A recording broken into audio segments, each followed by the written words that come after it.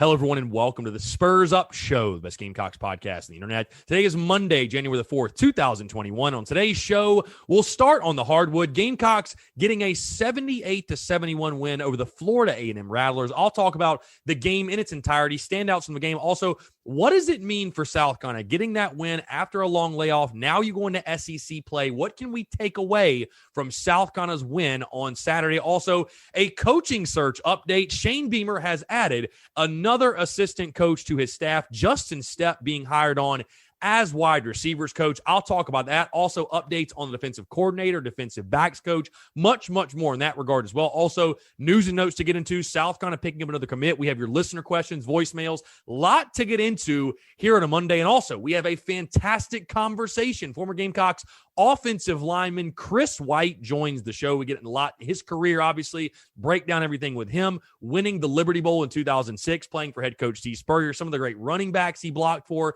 his professional career as well. Lot to get into, a packed show here on a Monday, folks, and it's all brought to you by our friends over at Upstate Movers Group. Guys, Upstate Movers Group, superior moving service. They bring care and attention other companies can't offer because they're just too busy maintaining trucks and profiting off of them instead of focusing on service. Guys, service is what separates Upstate Movers Group from the competition. By the way, they're not a trucking company. They are a moving services company, and they're also employee-owned co-op, guys. Their movers are paid twice the industry average, and everyone on the crew is just invested in the success of the project as you are. They have dedicated professional crew members, and they also offer black glove service, guys. They offer end-to-end packing services, custom crating and packaging for special items, and cleaning services as well. They're founded by Greenville natives and University of South Carolina alumni, guys, so a Gamecock-owned small business. They also offer 20 years of project management moving experience, and they can offer logistics and solutions that traditional moving companies simply do not have the skills for. Guys, whether you're in the upstate or across the state of South Carolina, if you have any moving needs in 2021, be sure to check out my friends over at Upstate Movers Group. You can find them on social media, obviously,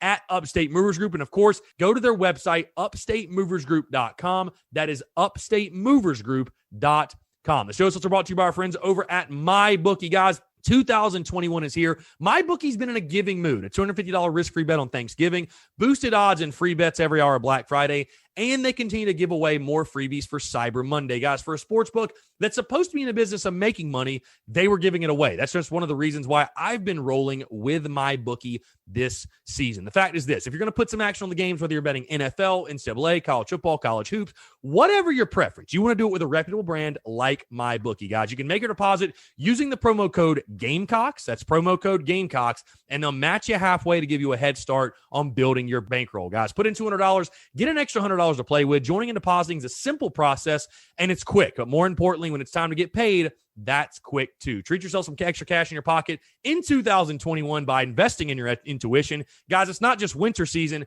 it's winning season. So bet, win, and get paid with MyBookie. Let's get it.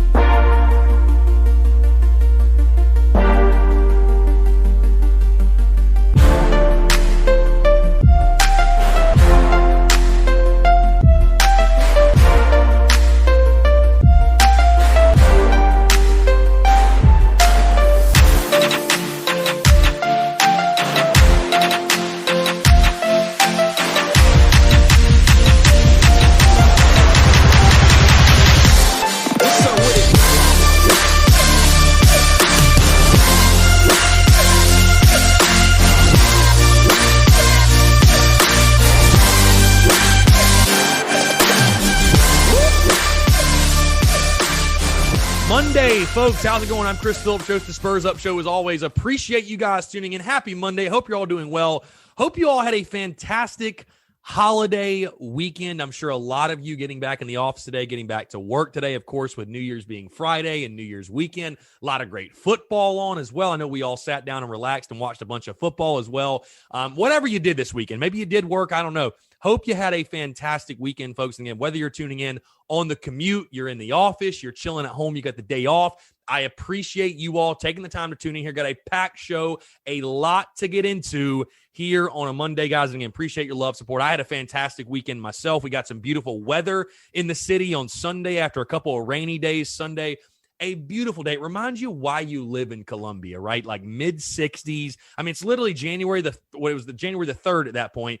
Mid-60s. I mean, just a beautiful day. Got to get outside, go on a walk, go on a little run, everything else. it was a great time. But again, like I said, appreciate you guys tuning in here on a Monday. We got a packed show. Before we get in everything, again, I know we don't do housekeeping items anymore, but a couple of things I want to make you guys aware of that I am very, very, very excited about. Guys, returning this week, you saw it teased with the Gasparilla Bowl stream on NCAA 14, guys.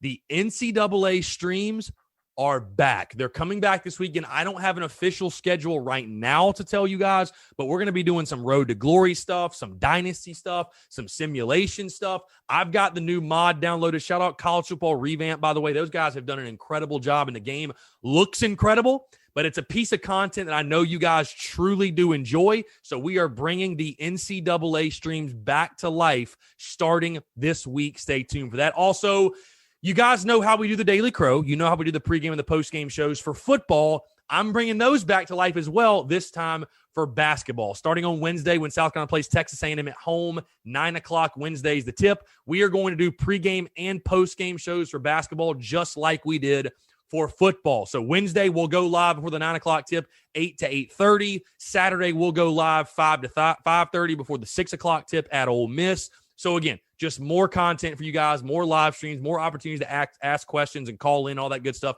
And I love doing them. So again, we're going to do the pregame and the postgame shows for basketball starting on Wednesday. And also one last thing, stay tuned for this new merchandise dropping this week. And folks, it is Fuego. This is something all Gamecock fans are going to love. Like I told you guys, we're making merch a big, and I mean a big part of the business in 2021. So stay tuned for that merch drop. And also, one last thing really quickly. You guys may have seen the tweet, the Cox and Cola Initiative.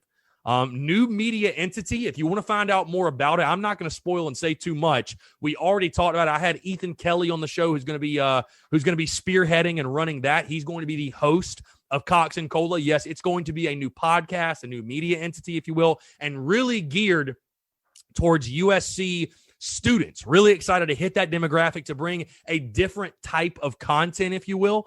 But you guys may have seen that. If you have not done so, go check out Cox and Cola on social media, Facebook, Twitter, Instagram, YouTube, everything just like the Spurs Up Show. Be sure to follow them. Content will be coming here in the next few weeks. Really, really excited about that. All right, let's dive into it. Let's start first on the court. Gamecocks returning to action after nearly a month off, getting a 78-71 win. Now, listen, I know there's a lot of, I went to this game on Saturday, by the way, which was really fun. It was really ominous, I'll say that, being in Colonial Life Arena, because, again, the crowd is just so sparse. Where, like, in football, you had the limited crowd, and it definitely felt weird having a limited crowd, not having a full Willie B. But I feel like there were still enough people there to generate noise and make it feel somewhat, quote-unquote, normal, if you will. I don't know if that makes sense, but it didn't feel quite as weird. Being at Colonial Life Arena with like 1,000 people there at most was a very interesting and strange thing. It felt like you were in like a high school gym. Like you could hear the shoes screeching. You could hear Frank Martin losing his shit every other time.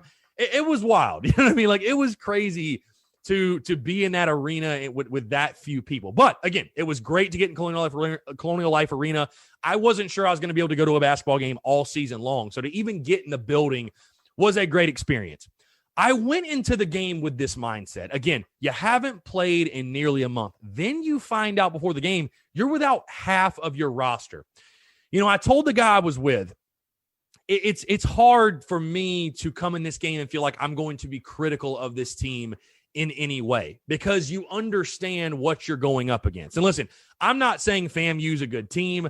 I'm not saying South Carolina fans don't have anything to worry about after a game like this, because again, very close game, damn near tied at halftime. You win by 7. You're able to pull away late. Yeah, it was 38-35 at half. Florida A&M, that drops them. They're 1-6 on the season. So again, not a very good basketball team.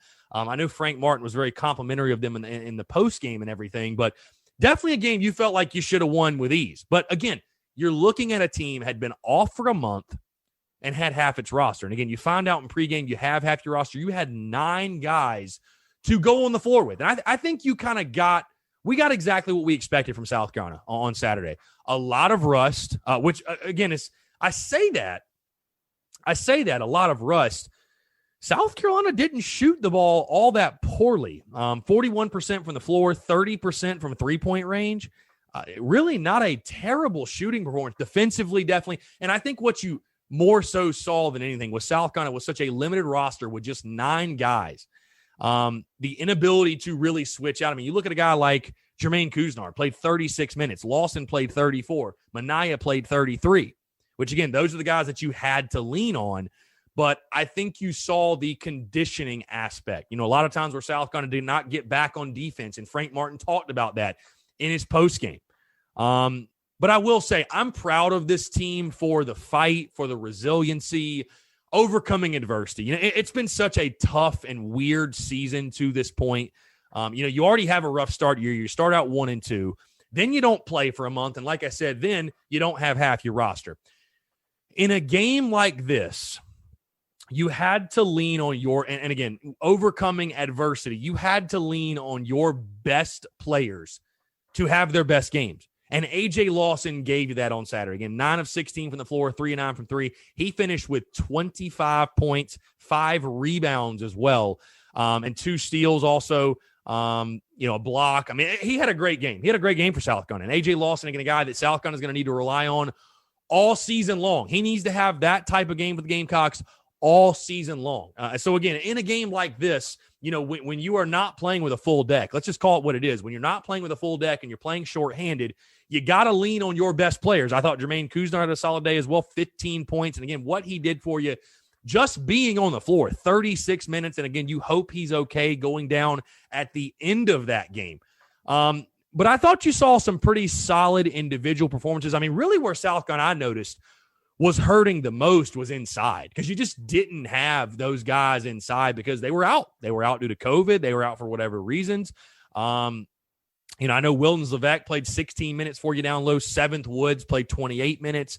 But, you know, you didn't have Jalen McCreary, who I think is probably going to be your main guy inside. You didn't have Keyshawn Bryant, his athleticism. And I think South Carolina's talent and athleticism, that eventually showed as that game went on and the Gamecocks pulled away in the second half. But, you know, again, it's really tough for me to come on here and be overly critical of this team and that performance on Saturday. Again, I think the number one goal from a game like that, you go into it, listen, we know what's in front of us. We know the challenges. Let's just get the win and get the hell out of here. And thank God for this team, by the way.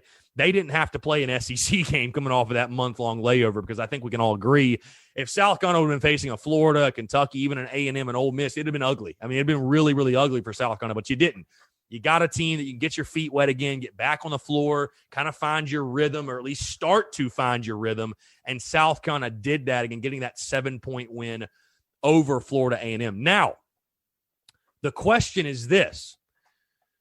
Number one, can South Carolina get the other half of its roster back for Wednesday's game against Texas A&M? And number two, if they do get said roster back, I mean, how much rust does that half of the roster, and how much rust does this team have? Like, is this team really going to be ready to go to play in an SEC game? And again, I'm not making excuses. COVID's a thing for everybody. A lot of teams have sat out. But again, it was just, you know, I went into that game Saturday just thinking, how can I rip these guys for being rusty, for not being in game shape, and again, now you couldn't go into that thinking, okay, if we lose, it's okay. But how sharp did you really expect South Carolina to be in that one? So again, I'm not saying that South Carolina fans shouldn't be a little concerned, if you will, but I think it's too early to be hitting the panic button. Let's see how the first week or two of SEC play plays out. Let's see how this team responds. And then we can reassess and go from there. Because, again, there's going to be some – I think there's going to be some bumps in the road. Again, coming back from not playing for a month. And, again, South Carolina was never able to establish a rhythm in those non-conference games. I mean, that hurts. That hurts. South Carolina, I feel like, as a team, I don't even really know who they are. I mean, I know you have some talented pieces. I still fully believe there are a lot of talented pieces on this roster. But who do you turn to? You know, who do you really turn to at this point? You don't really have any consistency. You don't have any type of momentum necessarily. I mean, who do you turn to? So again, it'll be really interesting to see how how Frank Martin can get these boys ready to play, get them ready to go for Wednesday night against Texas A&M. But overall, again, you took care of business on Saturday. What was it? Was it an ugly win? Of course, yes, it was very ugly. It was not pretty, but you got the win, and that's all that matters. And again, for those guys to go out there after a month off, you have half your roster sitting the bench due to COVID concerns and stuff like that. For them to get that W, I think it says a lot about the character of the team and the players you have. And again, kudos to a guy like A.J. Lawson, who really carried this Gamecocks basketball team on Saturday for sure. So again, South Carolina moving to 2-2 overall, opening up SEC play on Wednesday at Colonial Life Arena, by the way, against the Texas A&M Aggies. It should be a lot of fun. All right, let's move into football stuff. Coaching search update. And I waited until later in the day on Sunday to record today's show because I really thought to myself, you know what?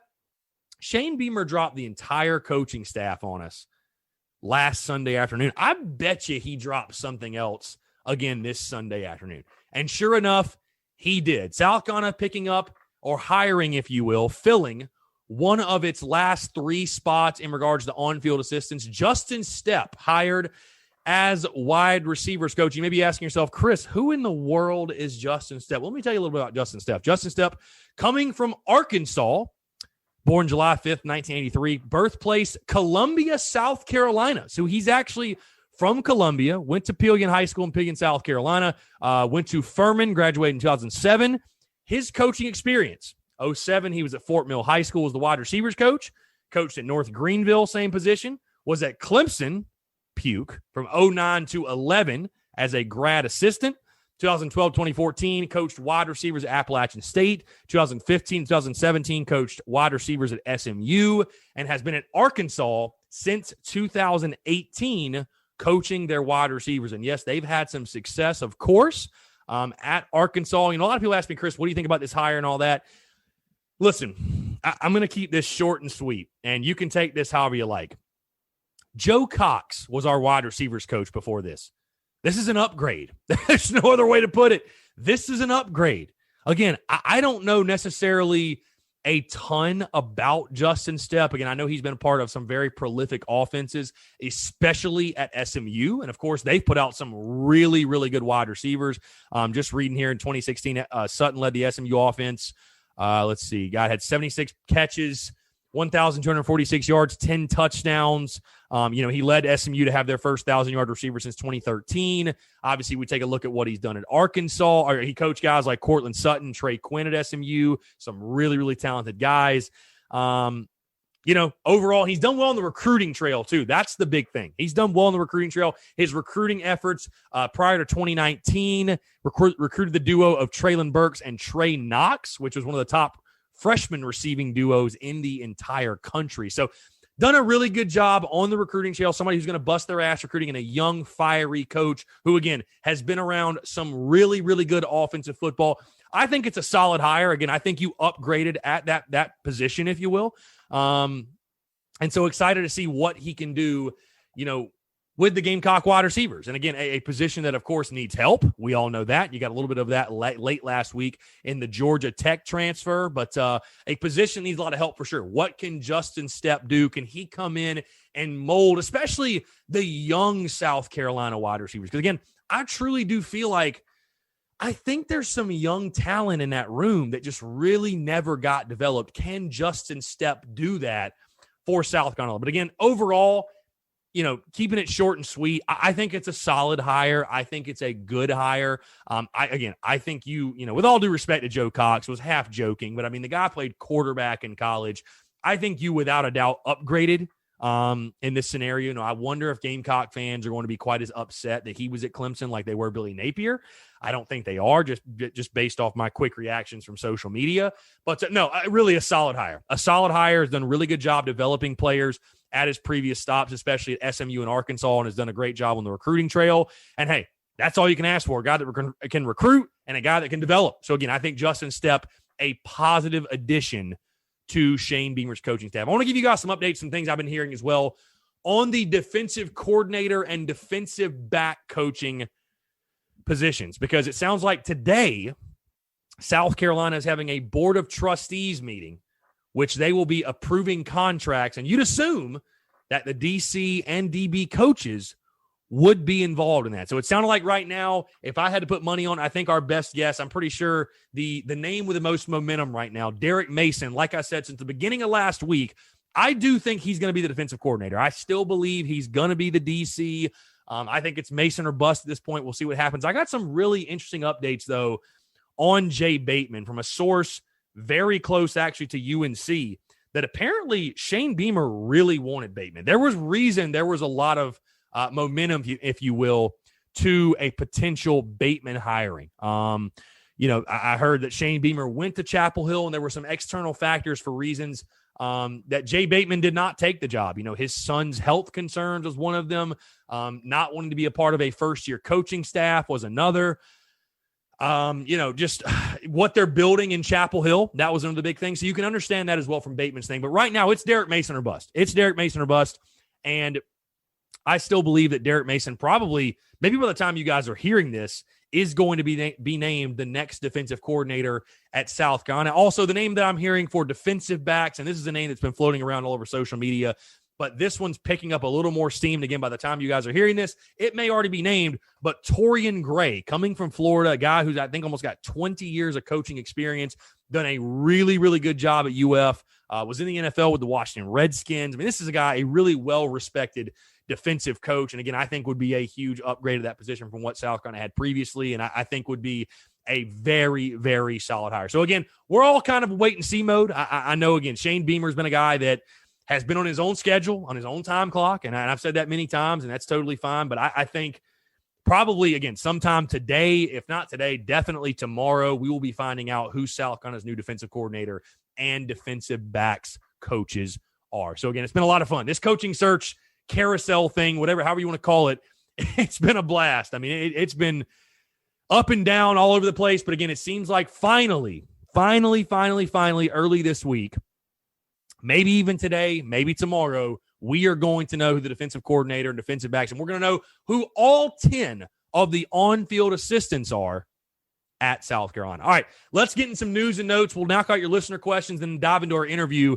News and notes real quick, of course. I have to mention this. Guys, how sweet was it to watch Clemson get blasted by Ohio State? I just want to take a second to recognize that. What a night that was. And honestly, just antagonizing Clemson fans on social media, it just makes it all worth it. I mean, really, that brings me so much joy into my heart. It was such a blast, guys. I appreciate all you that tuned in as well and were liking the tweets and sharing them and liking stuff on Instagram. Just so much fun to watch Clemson fans literally unravel at the seams. What a time. What a great time that was. Thank you, Ohio State. Thank you so much, Ohio State, for doing us a solid and getting the job done. Thank you. That was so much fun to watch. Another quick note really quickly. South Carolina Shane Beamer picking up a commitment on Sunday night. Ronnie Porter, 2021 outside linebacker from Heathwood Hall, where Marcus Lattimore used to coach. He will be a preferred walk-on, and Marcus Lattimore giving him a lot of praise on social media, saying that he thinks Ronnie Porter will be a contributor in all facets. Thinks he could potentially be a starter. So again, we'll see what happens. Overall, a solid pickup and great to keep him in state. But Ronnie Porter, coming from Heathwood Hall right here in Columbia, class of 2021. Welcome home, Mr. Ronnie Porter. All right. With that being said, let's dive into you guys' listener questions and voicemails, and we're going to start with the voicemails here on a Monday. Hey, Chris, definitely had to call in and weigh in on the lovely playoff game.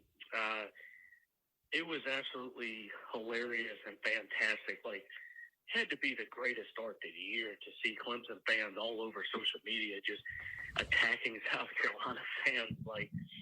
I know I saw a bunch of them post 2-8, 2-8, 2-8, and all that. What does that really matter? South Carolina and Clemson didn't even play each other. That doesn't even matter. And I saw a bunch of them say, yeah, we ride the coattails of other teams beating Clemson. And, everybody knows they would have killed us this year. And, yeah, that's true. That's fair. But you got your ass kicked the other night. There is no debating about it. You got your butt kicked. And I'm pretty sure a majority of the country really enjoyed watching that fiasco. I know I did. And the fact that your response, most of their fans' responses are on their rival social media pages arguing with Gamecock fans just shows how fragile your mind and mentality really is. And it pokes holes in that facade of all in and family because, yeah, it's all great when Father Dabo and the fellowship are winning a bunch of games and winning titles. Yeah, everything great. Winning solves everything. It's when you start losing is when you got to place blame on people, and it shows that it isn't all in up in that upstate, and those people cannot take it. Anyway, had to get that in. That was by far the best part of the weekend. So that's all I got. Looking forward to the pod on Monday. Take care. Hey, Tim, appreciate the voicemail as always, man. Great chatting with you. And it was beautiful. I mean, there's no other way to put it. It was beautiful. And, I had comments after the game, and I'd stick by it. Clemson fans, if for whatever, and I think there are some Clemson trolls that listen to this show. Maybe they're just Clemson fans. I don't know, whatever, whoever. If you're a Clemson fan, you tune in. Appreciate it, whatever. There are Clemson people that I'm sure tune into this, though. And, I would say this again. Clemson fans, you not need to be upset at Gamecock fans or people like me or whoever. You need to be upset at Dabo Swinney because he's the one that poked the bear. He's the one that tested karma. And when you test karma the way he did, you're going to get burnt. Bottom line, you're going to get burnt. And he got exactly what he deserved from all that shit talk. And I agree with you, Tim. It was beautiful to watch, and it does show Clemson fans are softer than marshmallows, my friend. I mean, just, they have everything. They're winning big. They're winning these ACC titles. We all know they're better than Carolina right now and all that. But still, just the ability to get under their skin the way we can is wild. It's laughable. It's heartwarming. It's entertaining. It's everything we'd all hoped it'd be. So, again, thank you. Really, hey, I'll say this. Thank you, Clemson fans, for the pure comedy and entertainment all weekend long, because that was hysterical. And it was, it was great watching the entire country come together to hate these fools. I mean, honestly, I love to see the fact that Dabo, his facade, I think, is finally played out with people. People are finally sick of Dabo Swinney. They're sick of his BS.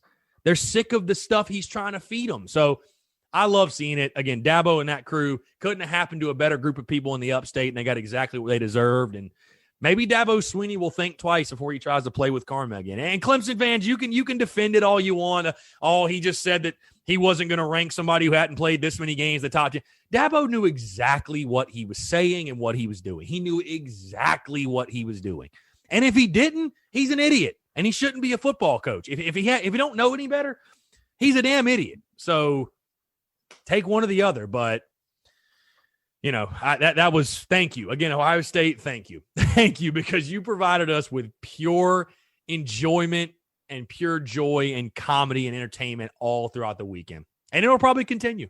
Clemson fans are literally, like I said, unraveling at the seams. Tim, again, thanks so much for the voicemail. Let's go ahead and dive into your listener questions here. Gamecock.nation.news. Thoughts on how well we played with limited players. Again, I thought it's tough because you hate to say, we got a great win over Florida A&M. Like, I'm just not going one way or the other. South Carolina, I was proud of the guys for the fight, the way they battled, the resiliency, playing with 9 guys. You got the win, you escaped. How much more can you ask for? You know what I mean? So, I thought South Carolina had some guys that played pretty well. I really did. And I think for the situation they were put in, that's about all you can ask out of those guys. Another question from him, chances of making the tournament. Dude, I'll be totally honest with you. I have no idea at this point. I need to see more games from the South Carolina team. I don't know. I just don't know. I don't really know what to expect. The SEC is going to be brutal. SEC play is going to be tough. We're going to learn a lot about this team Wednesday night when they play A&M. And again, you do get them at home, but A&M's a really, really good basketball team. How much of your team do you get back? And again, I hate using the COVID excuse because everybody is dealing with COVID. Everybody's dealing with this stuff, but you do have to acknowledge it. So we'll see what happens. Can they make the tournament? I think, yes, I think this team has the roster to do it. I wonder what the rest of this season is going to look. Let's get a week or two into this thing, and I'll give you a much better answer. I'll give you a much better answer in a couple of weeks. Let's see. Andrew_Varn, what do you predict the B-ball team to go in SEC play? And that's a great question. I'm not even sure how many SEC games they have, but if it's that normal 18 number, I think it's 18, right? If you can go over 500 almost, if you can go 12-6 or better, I think that's probably a great record. So, yeah, we'll see. Caitlin Melton, DC status should be announced today, I would say. So, should be announced today. I think it's going to be Derek Mason. Jackson_Cash_303. Tom Herman, defensive coordinator. I was shocked he got fired, but no, he will not be the DC. I think, again, it's going to be Derek Mason. Brennan_Smith 47. ACC 0-6 in bowl season. They are a joke. I don't totally disagree there. Last question. Dirty Rice, what does O-line coach Friend bring to the table? Again, he's an SEC guy, has coached some really good players in the offensive line. He's recruited in SEC territory. I think that's the biggest draw for him. He is an SEC dude. I think that's the biggest thing.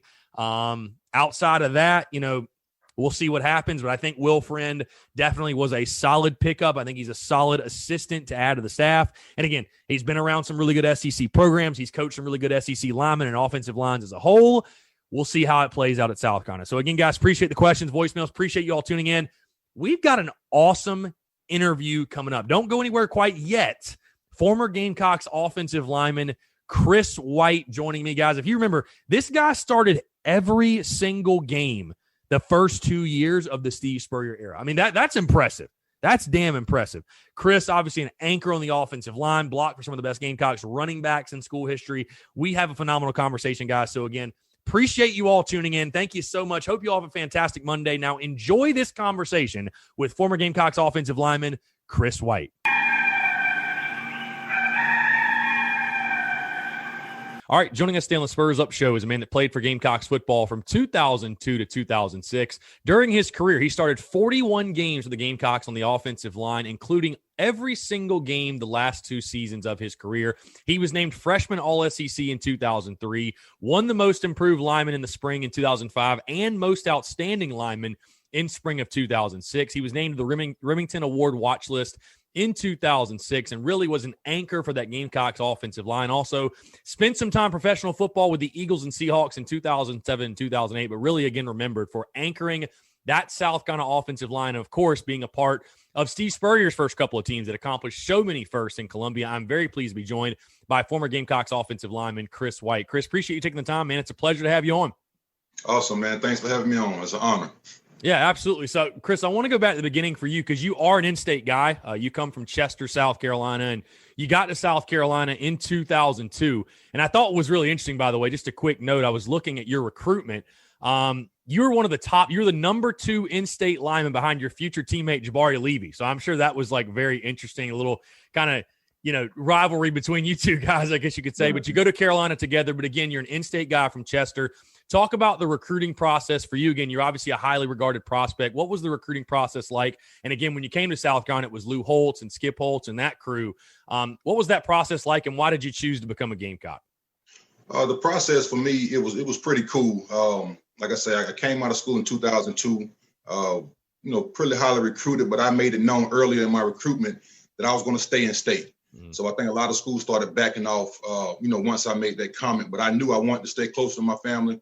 I grew up kind of a Clemson fan, don't hate me for that, but it was either between Carolina and Clemson. And, once we went to the Shrine Bowl and met a lot of the guys who were coming out that year, I came out, became really good friends with a lot of those guys. And, I always decided, we can try to go to Carolina, and do well there. So that's pretty much why I chose Carolina. I felt like it was a good fit for me. My dad went to South Carolina. And when I went to, on my visits, I just felt at home. And when Coach Holtz visited me in my in-home recruiting visit, it just felt like the place to be. And so, I made that vow that that's where I wanted to go.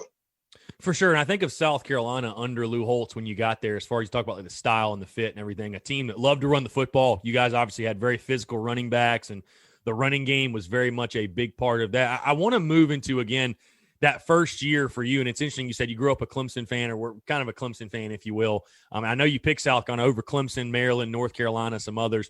But I want to start again from the beginning of your college career, because apparently it looked like your career was going to be over before it even got started because of a neck condition. Talk about that. I mean, again, overcoming that adversity. You're a star player in high school, and you go through the recruiting process. And again, it sounds like that maybe your career didn't exactly get off to quite the start that you were expecting. Yeah, man, it was rough. When I first got there, I had high hopes. I had already knew I was going to redshirt. Got into 2-a-day practice and injured my neck. They had to, call the ambulance in, and they flew me out to Boston to get some tests done within a week.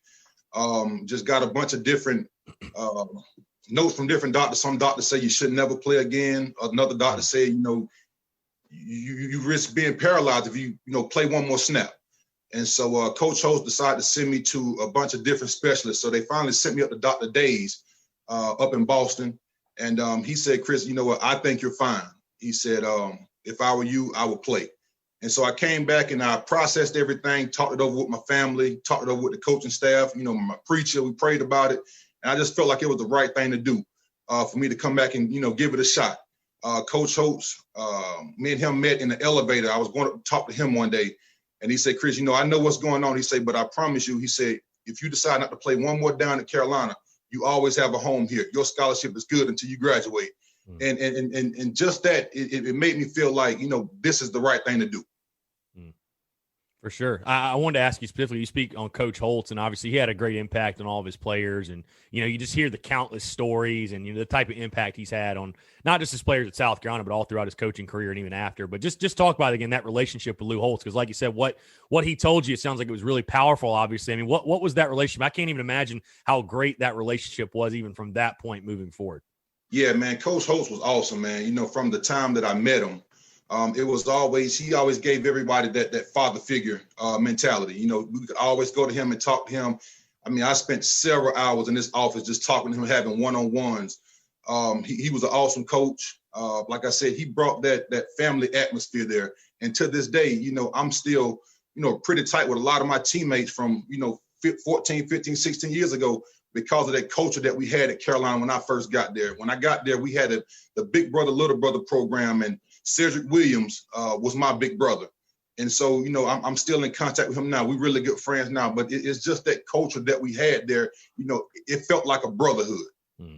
Well, I want to jump to your redshirt freshman year, Chris, because again, you go from not knowing if you'd ever play football again to you get your first career start at Williams-Brice, and it's against the LSU Tigers, who we obviously all know how good LSU is. And I think, pretty sure 03 was the year they won the national title. So Matty Mock and all those, I'm pretty sure that was that year. I mean, and talk about that. I mean, the rush of emotion. Again, you're finally on that stage. And again, like I said, you're getting your first start, and it is against a very, very worthy opponent. I know they had a great defensive line. LSU's always seemed to have studs on the defensive front. I mean, what was that rush of emotion like for you?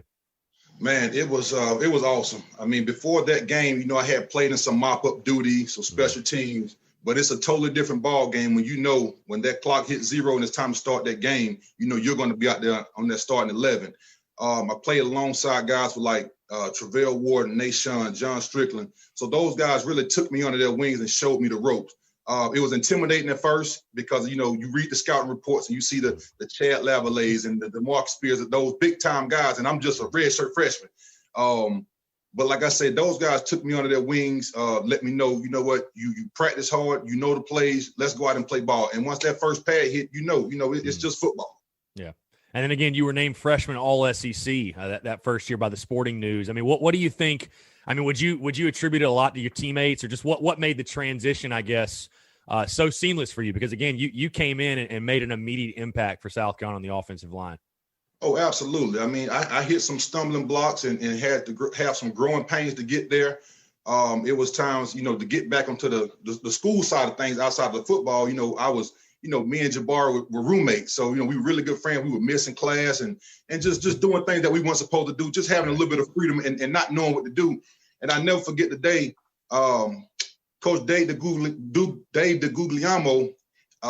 he put Travell Wharton, Jonathan Austin, a lot of the senior guys on a 3-man sled and said, since you guys want to jack around in class, we're going to put these seniors up here and you guys got to push this sled 700 yards. So imagine, Travell Wharton and those older guys, the things that they said to us, I mean, it's just instances like that really got my mind right and let me know, you know what, it's time to man up. And all that transition over to the football field. Like I said, you know, Travell was like a big brother to us, and Nashawn Goddard, and even Jabari Leader was a leader, even though, you know, we came in together. So just looking up to those older guys and just them taking me under their wings, it really helped me mature really fast. Mm-hmm. No, for sure. So I want to switch gears a little bit and move to 2004 because, again, from that point, I mean, you got freshman All-SEC honors and you hit the ground running. And, again, you were an anchor on South Carolina's offensive line basically from that point forward. I mean, you started 10 of 11 games in 2004. But I want to ask you specifically about the end of that 04 season and Coach Holtz obviously retiring and Steve Spurrier being hired.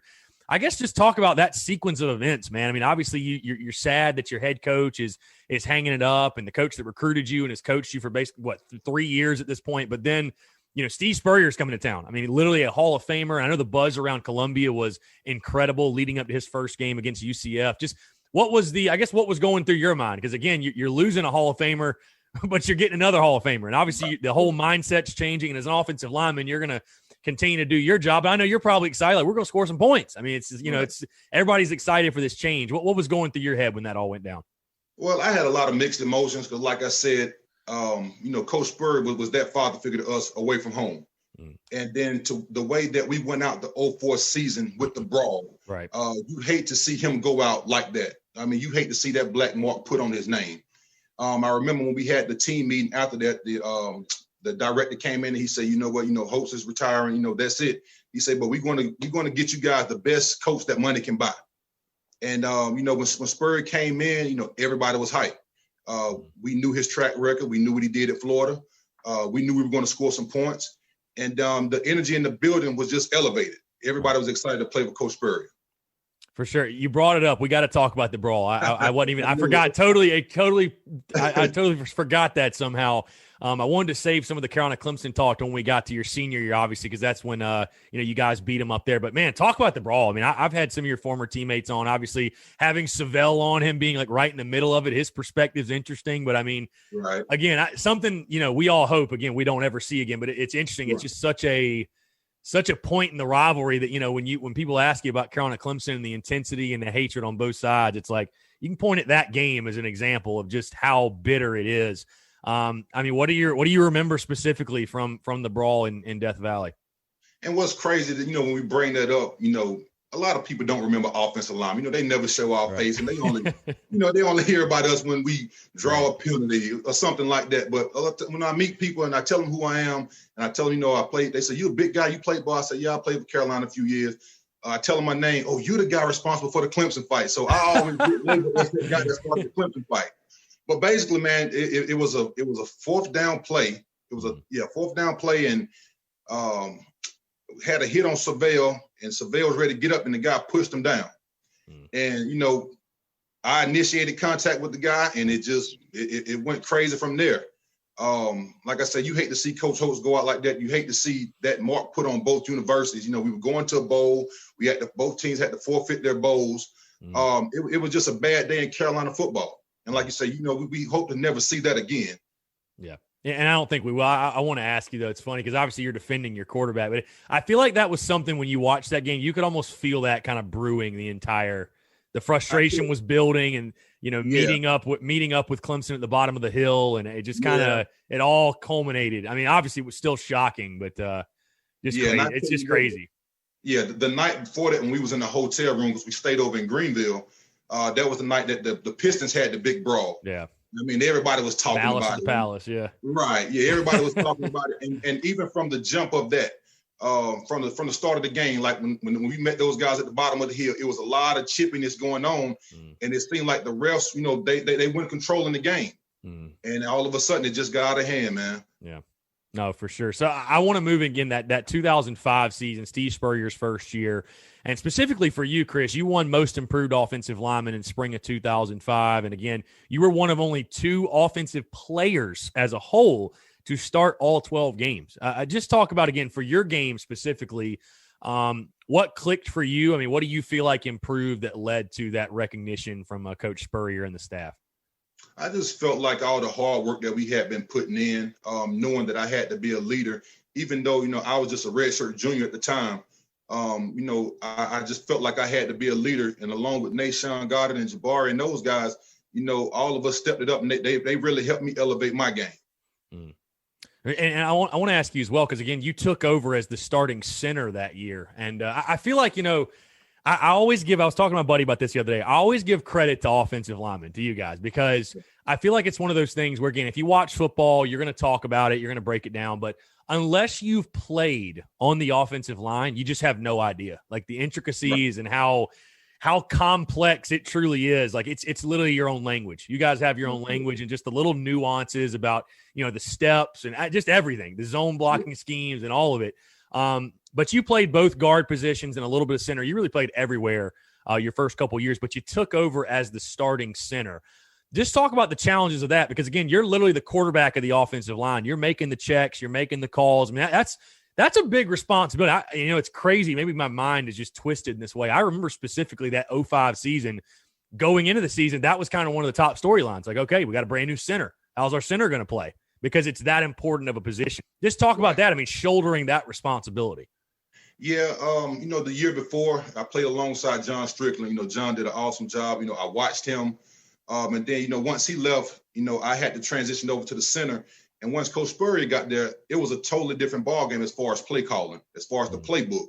With Coach Holtz, it was, pretty much strictly zone running. And it was to the point that the opposing defenses would be calling out plays because they knew what was coming. But once Spurrier got there, he changed everything. He opened up the playbook, and it was just you had to study a lot. You had to know, because like you said, you're the quarterback of the offensive line. So, between that and just studying and just putting in the work, extra film work, extra on the field work, just working with those guys. Because as an offensive line, you guys have to gel. And I know, that line we had, we was plugging the players in every other game. And once we finally got some solidity to us, I think we played pretty good. How important would you say that continuity is? Because we hear that a lot, right? Like fans hear that, but again, I really just don't feel like unless you've played it, coached it, whatever, you truly appreciate it and understand. I mean, just tell people how important is that, having those 5 guys that you can roll out there every single week? It's very important. In football, you hear a lot about the quarterback to wide receiver being together. Right. But I mean, to me, playing offensive lineman with those other 4 guys is just as important, because you can have 4 guys do the right thing. One guy take a wrong step, you got a sack on the quarterback, and they blaming the whole offensive line. So to me, it's pretty important. It's actually extremely important that those guys gel together. Yeah, for sure. I want to talk about, again, that first game in 2005, though. Again, you're starting at center, but Steve Spurrier's first game in Columbia, I was fortunate enough to be there. And, I think we'll never forget the buzz around the building, the electricity, game days there. I mean, it's the nationally televised Thursday night game. And then, first drive of the game, Mitchell to Whiteside, and the Spurrier era is on. Just talk about, again, the build up to that, the feeling running out to 2001. It's a packed Williams-Brice. I mean, it kind of all finally coming to fruition, if you will, the start of the Spurrier era. I mean, I was in the building and I felt the electricity. I know you guys had to feel that as well. Oh, absolutely. I mean, all off season, that's all everybody was talking about. And I can just vividly remember, the conversation we had. We can't wait for that first game to go out and put on the show for the fans, because we had worked extremely hard when Coach Spurrier brought his the weight training staff in. I mean, Pat Moore, he was tough on us in the weight room. But when we got that new guy, Mark Smith, we called him Black Iron. Those workouts were excruciating. And we just knew that first game, we couldn't wait to display, all the hard work we had put in the off season, winter workouts, summer workouts. We were just excited to finally get out and hit somebody new. For sure. We're talking about Coach Spurrier a lot, obviously. Let's move to that, obviously, your relationship with Coach Spurrier, because, again, we all know he's a character. We all know how he is on his quarterbacks and his wide receivers, but his offensive linemen, how was he with you? Like, what was the relationship like between you and Spurrier? We had a pretty good relationship. One thing about Spurrier, if you mess up, he's going to let you know. He's going to put it in the funny way that it's going to make you think like, oh man, did he really just say that? But when you look back on it, you realize, he was just trying to motivate you and push you. I mean, it was some things he said that hurt my feelings. I had to talk to some of my teammates about it. But I tell you what, it was for the best. He brought the best out of me, and I really appreciate him for that. Who would you say had the funnier nuances, Holtz or Spurrier? Because they both are very, very unique individuals. There's no question. And they're the total opposites. But if I had to give it to one of them, man, it was Spurrier. Because he would say some crazy stuff to you. Love it. Love it. Well, let's again just keep talking about that '05 season, man. We could go on and on, but you guys accomplished so many firsts. You know what I mean? From beating Tennessee up in Knoxville for the first time to beating Florida for the first time in, what was it, like 70 years or something, like 80 years or 60 or whatever. Just talk about, again, that season. I don't think people were expecting much out of South Carolina, and then you guys go and do what you did. I mean, again, just those memories stick out so vividly for South Carolina fans. I mean, and nobody can ever take that away from you. Again, nothing, it doesn't matter what South Carolina accomplishes from this point forward. You were on the team, a team that accomplished so many firsts at South Carolina. Yeah, just that season, when, just beating Tennessee, coming back and beating Florida. And that game was awesome because, that was Spurrier's first time playing Florida at Carolina. And I tell you, once we won that game, I mean, an hour after the game, I mean, fans were still in the stadium. I mean, I think they were shocked that, we came out and competed and beat them. I think they were a top 10 team at the time. Had a bunch of NFL guys playing, and we really competed. And so I just think that season was magic for us. No, for sure. So, again, I want to move 06. You're a senior, like I said.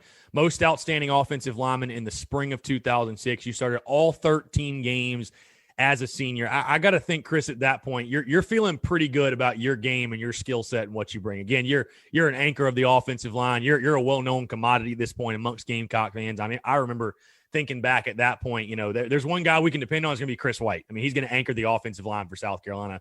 But you go into that senior season, we've talked a lot about South Carolina Clemson, the rivalry, and how you were split on Carolina Clemson, where you were going to go, whatever. Obviously, you choose South Carolina, but obviously there were some frustrating moments those first couple of years for you in the rivalry. But to end your career, at least regular season career, but to end your career with a win against Clemson, that 2006 game, back and forth, crazy game. The offensive line had a fantastic day. Mike Davis running the football and Corey Boyd running the football and all that. And to get that win over them at their place in dramatic fashion, I mean, just describe that for you. I'm sure that had to be a very sweet moment. Yeah, to me, that was the highlight of my career at Carolina because, if you're a Gamecock, your number one goal, well, when we started, was to beat Clemson. And then when Spurrier came, he took all that stuff down. He said, our goal is to win the SEC championship. But, just being from South Carolina, knowing guys that played up there, deciding if I was going to go to Clemson to Carolina, that game just meant a little more to you than any other game. And, I was part of that 63-17 loss. I mean, that hurt really bad. That was probably the lowest point of, my Carolina career. And we played them pretty good the next couple of years, but we just couldn't get over that hump. Right. But for us to go out in that fashion, my senior year, the way we did with that missed field goal by Jad Dean, I mean, it was just awesome. Like I say, to finish out our career that way, finally getting to beat those guys, that was definitely the highlight of my career. And I mentioned some of the guys you blocked for, obviously, and guys that I've had, been fortunate enough to have on the show: Corey Boyd, Mike Davis, Dacus Turman. I think you probably got there where maybe Andrew Pinnock was still there, maybe. Demetrius Summers, I think of. I mean, if I had to make you pick, is there one guy that stands out that's like maybe just say most memorable blocking for? I won't make you pick a favorite, but like most memorable guy that you're like, when we block for this guy, like you're having fun blocking for him, if you will. I tell you what, man. I mean, I can pick all of those guys, but the passion and determination that Corey Boyd ran with, I mean, as an offensive lineman, you love to block for guys like that. I mean, David Turman was awesome. He would get you those tough yards. I think we had a really good plethora of running backs that year. Really my whole career. But I would have to say Corey Boyd because, he ran hard and he didn't mind, patting your offensive lineman on the butt, telling you thank you. Yeah, I'll say this. Corey has one of the all-time quotes I think I've ever had on my show when I asked him about his running style. And he said, "Always be the hammer, never the nail." That's my running style. And I'm like, that is fitting. I mean, that's exactly how I'd envision Corey Boyd answering that question. And that's why he ran the ball. Yeah, exactly. So let's move into another highlight. Now, I know I posted this highlight a few days ago, and I think maybe you commented on it or whatever, but something obviously great to relive. A couple of days ago was the 14-year anniversary, whatever it is, of you guys beating Houston and the Liberty Bowl. And I remember specifically, again, as a fan, because we hadn't gotten to the point yet where we won the SEC East or won 11 games, like how big of a win that was and how great that felt to beat Houston. Obviously, RIP Kenny Mack, he had a big part in that. And, other guys as well, yourself, obviously. And that was your last game at Carolina, last game, wearing the garnet and black ever. And you guys go out and get that big win over Houston. I mean, just talk about that, man, getting the win again, it being your last career game at South Carolina, and the offensive line, again, had a great night that night. Again, I'm sure that had to be just a picture-perfect way to close out your career. Yeah, it was. I mean, we were still high off that Clemson win. And then, just to be able to prepare for another bowl game, and with that being my last time, suiting up for the Gamecocks, I mean, it was extra special for me. And then to go out and win in the fashion that we won in, like you said, rest in peace to Kenny McKinley. Guy played a huge part in that game, but it meant a lot of us. It meant a lot to us to go out with that last win. And then, I played against a guy named Marquay Love, who actually played defensive lineman for Houston. We actually ended up going to the Hula Bowl together out in Hawaii. So, I ragged him a little bit about that. And then when I went to the Philadelphia Eagles, they had drafted Kelvin Cobb, which was Houston's quarterback at the time, with their first round pick. So we jabbed a little bit about that. But, it was great to go out with that win the way we did. For sure. Now, Chris, again, you talk about the Eagles. Let's talk about your pro career a little bit. You spent some time with the Eagles and the Seahawks in 2007 and 2008. Again, just talk about overall from your professional career. What did you learn? What was the experience like? And what do you take away looking back on that professional football experience? Well, my professional career didn't go as planned. I was projected to go between 5th and 7th round, which they didn't draft a lot of centers that year. So I fell into the undrafted category. Did a lot of workouts with the Philadelphia Eagles. They flew me up. Had a good, relationship with Coach Juan Castillo. So I ended up signing with them, went through the whole offseason program, got hurt in training camp, and was waived. They paid me injury settlement and let me go. I rehabbed for that next year and got on with the Seattle Seahawks in 2008 and did, pretty much the whole offseason with them. And I got injured my back out there, which, like I said, it didn't go as planned. But the lessons that I learned, while I was there, the relationships that I made, Sheldon Brown played down at Carolina, and he was in Philadelphia with me. I was up there with him, and just the talks he gave me, I was feeling like, I'm not getting a fair shake. I'm not getting those reps. And he always said, Chris, your film is your resume. So, even in practice, every rep, make it count. And like I said, just the way I grew from that experience, learning to become a real man, it really meant a lot, to have Sheldon take me on his wing. And Maurice Morris, who played out at Oregon, he's from my high school, and we were together out there in Seattle. So just having somebody that I was comfortable with kind of take me under their wings and show me the ropes while I was there, it really meant a lot. For sure. Chris, I want to ask you about, because I really do believe a program, you need to pay respects, obviously, to the guys that come before. And, you build a program, it's like building blocks on top of one another. So guys like yourself who had such a big impact, especially those first couple Spurrier teams, you guys really helped build what we saw, culminate in 2010 and 11, 12, 13. And I just want to get your perspective on, you being able to sit back and watch those teams and watch South Carolina do what they did. You probably know some of those guys or familiar with them, at least, if nothing else. So just talk about what that was like, man, to see South Carolina football go from, again, you saw it in 2002 and 2003 when you're kind of, lost in the wilderness and don't really know what direction you're going to, kind of reaching a mountaintop, if you will, getting to the SEC championship. I mean, something that people maybe thought wasn't going to happen, and then winning 11 games 3 years in a row. I mean, I would imagine there's a ton of pride there for you. It was a ton of pride, and I tell you, man, when you walk around and you were proud to wear your Gamecock gear. We come from a town where, you see the Clemson of Carolina, and the way those guys went through that whole gauntlet of games and to be able to beat Clemson the way they did. I mean, it really showed, it really made us proud as former players, to be able to see those guys, play that way. For sure. Now, I want to ask you about, Chris, obviously the current state of Gamecock football. We all know with the recent coaching change, Shane Beamer has taken over as South Carolina's head coach, which obviously a very popular hire amongst Gamecock fans, former players as well, as I'm sure you've seen. I know he got there obviously a little bit after you, but just kind of give your overall thoughts on the current state of Gamecock football. Shane Beamer taking over again. I know it's a really popular hire amongst probably guys you played with, probably guys you're friends with and chat with and all that. But your overall thoughts and just the future of South Carolina's football program going into 2021 and beyond. I try to look at it as a glass half full. We've had a rough few years. It's been really rough. I don't know Shane Beamer personally. I didn't play for him, right. But I know some of the guys that did, and they're vouching for him. And guys like Marcus Lattimore, the things he said about him. If those guys believe in him, then I definitely believe in him. Have a BLT the Carl's Jr. way for just $2.99 with charbroiled beef, creamy ranch, and more beef. The new BLT Ranch Double Cheeseburger for just $2.99. Part of charbroiled double deals at Carl's Jr. Feed your happy. Offer valid for limited time at participating Carl's Jr. restaurants. Price and participation may vary. Tax not included. PPG, the paint pros know and have trusted for over 135 years, has added something new to the mix.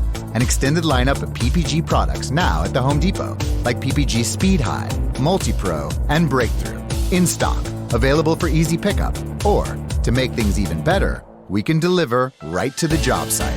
A new lineup of PPG products, ready to go, ready to work, available now from the Home Depot. How doers get more done. U.S. only. I definitely think, we're on the right path. People can't see it now. And as a former player, we know the work that goes into that. Fans may not know, and I'm looking at it from a different lens now. I can look at it from a fan now. So I can see how, the fans have been frustrated because those wins, those 3 11-win seasons, it really spoiled us. Now every game we was going out looking to win. Because that's just the mindset and mentality that those guys had during those years, and we would hope that it would transfer over. But I definitely think he's going to be a good hire. It seems like he's definitely a player's coach. The way those older guys are vouching for him, and I just hope he can get in there and recruit the guys that we need to get back to where we need to be at. And your former teammate Eric Kimry on staff. How about that? I know we're all happy. Eric's a great dude. I know we're all happy to see that. I want to ask you before we get off of actually the 2020 season, though, because, again, I feel like I got to ask an offensive lineman about this. Anytime you have a 1,000-yard rusher, even though the record wasn't what any of us wanted it to be, obviously, and the season didn't go how we wanted, but if you have a 1,000-yard rusher, you feel like as an offensive lineman, you must have had a pretty good year. I mean, that's especially in a 10-game All-SEC schedule. I don't know how much if you watch all of the games or if you watch any of Carolina football this year, but I'd love to just get your thoughts if you did. What you saw from South Carolina's offensive line. Again, when a guy like Kevin Harris has the type of season he was able to have, you're doing something right in run blocking. I mean, you're opening some holes. So I'd love to hear your thoughts on that overall. Yeah, I mean, as an offensive lineman, you definitely take pride in a 1,000-back rusher. I think the offensive line, they were pretty decent. I saw some inconsistencies a lot, but you have to give Kevin Harris the props, man. That guy, I mean, he made runs when there was nothing there. Yeah. Tough physical runner, catch the ball at the backfield. You have to give him those props. But I think the offensive lineman played a really good part in it. For sure. Well, Chris, 2 things before I get you out of here. Actually, a couple. I got about 3 things. First things first, I was thinking about this all show. I want to ask you, though, because I was going to ask you about your favorite memory at South Carolina, but I want to ask you as an offensive lineman, whether you're playing guard, like in a pulling situation, like do you have a memory of just laying somebody out? Pancakes is how offensive linemen are measured.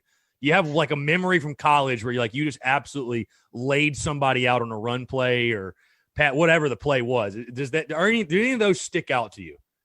Oh, absolutely, because, we don't get into highlights. Being an offensive line, we don't get into highlights. So our highlights come when we go in the next day and watch that film. Yeah. I never forget my senior year, we were playing Clemson.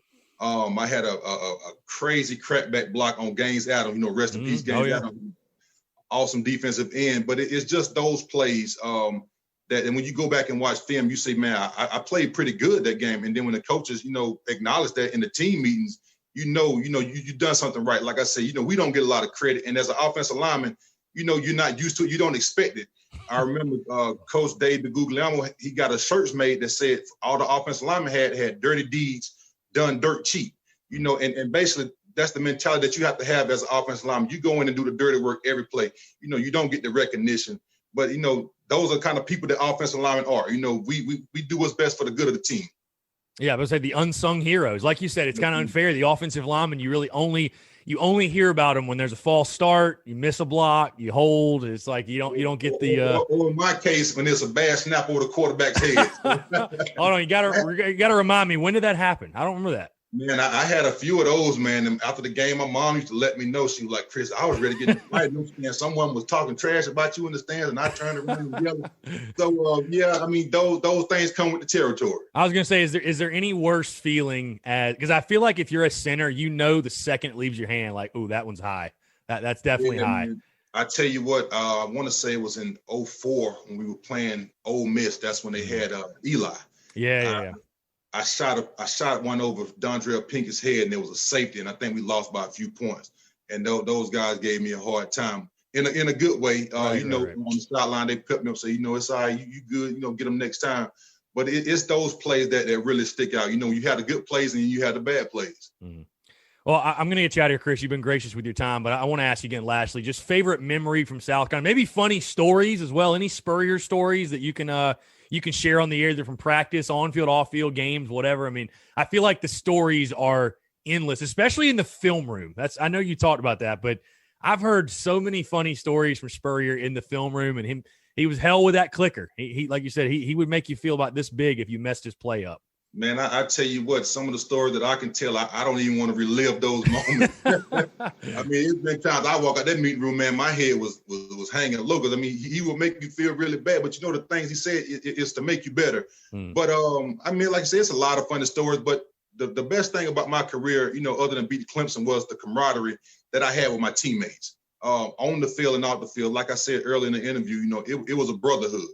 And to me, that's what sticks out the most in the 5 years that I was down in Carolina, just how together everybody was. And still, after all these years, how you still really tight with those guys and you consider them your brothers. So to me, that was the best part of my career.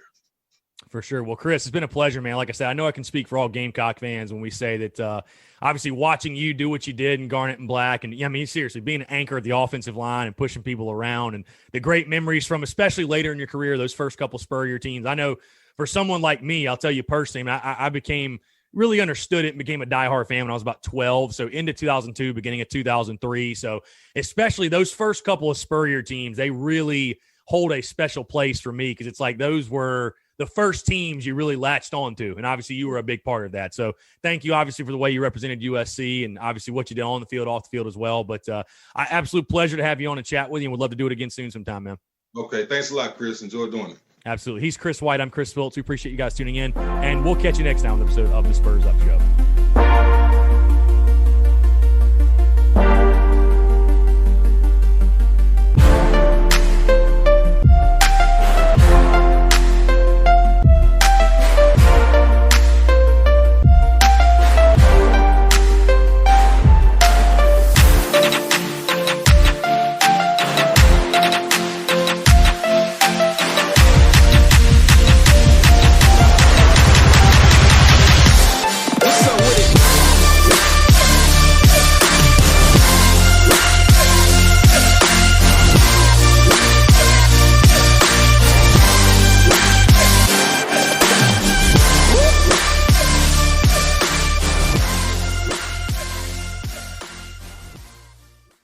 With no fees or minimums on checking and savings accounts, banking with Capital One is like the easiest decision in the history of decisions. Kind of like Taylor Swift choosing what to wear.